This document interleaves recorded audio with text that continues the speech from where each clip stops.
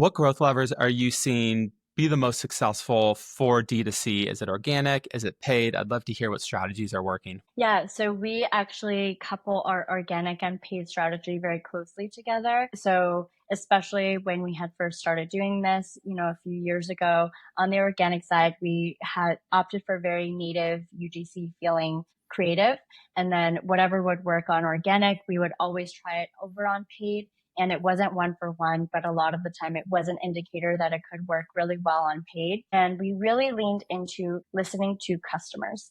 So we looked at customer reviews and comments and tickets, and we tried to answer questions that customers were asking us because that is, if it's a repeated question, it probably is likely that they're not the only ones thinking about it.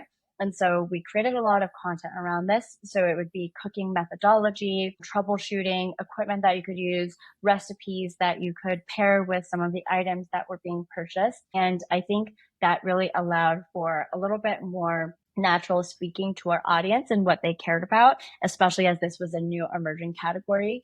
And then we would take a lot of those clips over to paid. And it wasn't the same story where you're not talking about like, cooking troubleshooting.